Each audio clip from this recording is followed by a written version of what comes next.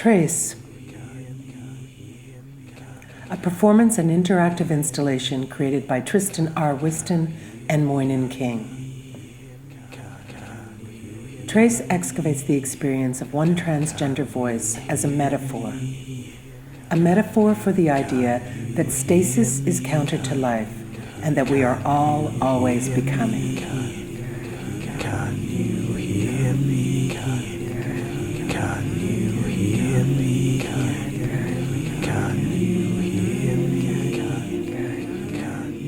The work was developed in Toronto, then presented in Regina, Whitehorse, Dawson City, Yellowknife, and Montreal.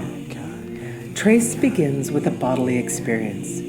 It begins with the sound of a voice. It begins with the changes that this voice undergoes.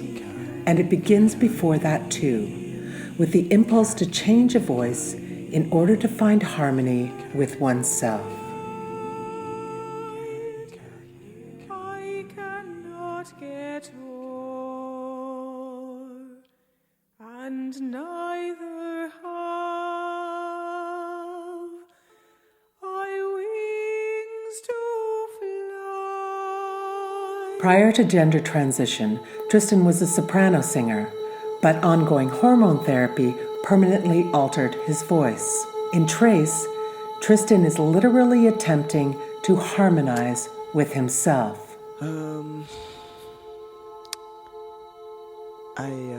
I think, as far as I understand, voices change.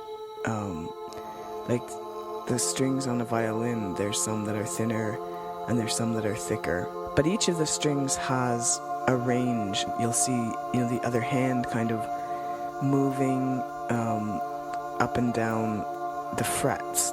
And as the string gets shorter, the pitch goes higher. What I understand is happening to my vocal cords is that they are getting longer and thicker. The audio component of Trace consists of original compositions made exclusively from recordings of Tristan's voice at different stages of his gender transition.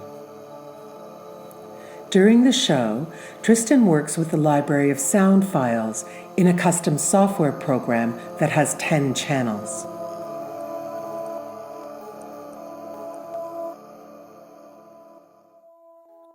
Each channel corresponds to one of 10 speakers that are arranged throughout the performance space.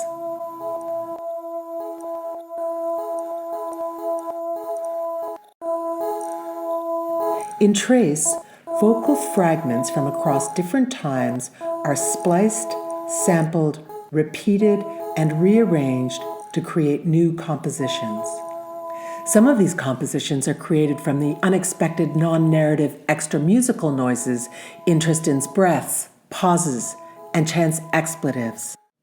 The kind of sounds we make when we're gathering our thoughts or trying to think of what to say. A source of dissonance, both literally and figuratively, trans voices emphasize the clashing tensions that so easily trouble normative gender performativity.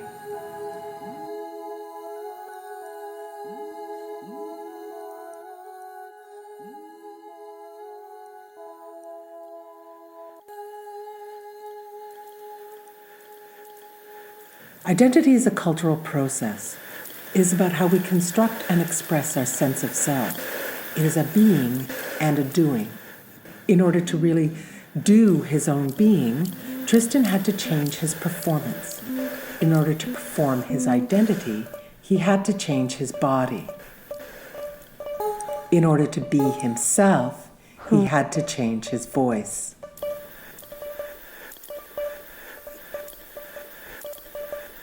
In Trace, the voice is used to create a representation that conjoins time and space by using performance as a way of keeping time, as a way of containing multiple concurrent times to scramble the notion of linearity.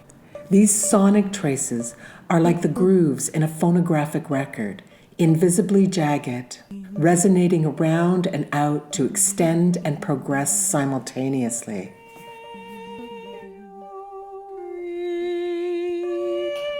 In our efforts to map an immersive space that matched the work's cartography of time, we ended up with a landscape in which performer and audience play and become together. Before and during Trace, spectators are encouraged to enter changing huts which house private recording stations. Does everyone want to try it right now?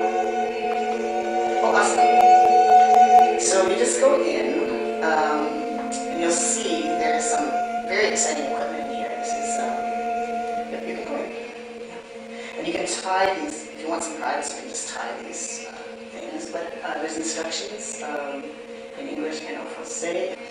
We have been having some technical difficulties tonight. But that's what happens with, state-of-the-art equipment. All right, so great. Spectators are invited to experience the subtle echoings of the experience Tristan had while recording his own voice during gender transition. The material recorded in the changing huts is transferred to digital format and then used as a soundtrack at the end of the show. Immigrating my hair to Northern Canada in February. Oh, by the way, I wonder what it would feel like. I think it's funny. As the spectator leaves the hut, they leave traces of their voice behind. My voice is not always what I want it to be. The penultimate moment of the show consists of a 10-part choral harmony sung entirely by Tristan across time. How do we reconcile all that we have been with who we are now and who we have yet to become? How do we show the show of our past, which is always with and around us, that tugs at our subjectivity and inflects our identity? First, we must embrace a state of always becoming.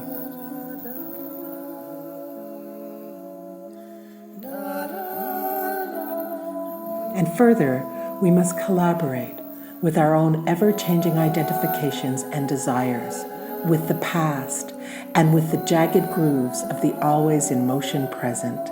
Because in order to find harmony, one has to be simultaneously moving forward and forever resonating with and beyond.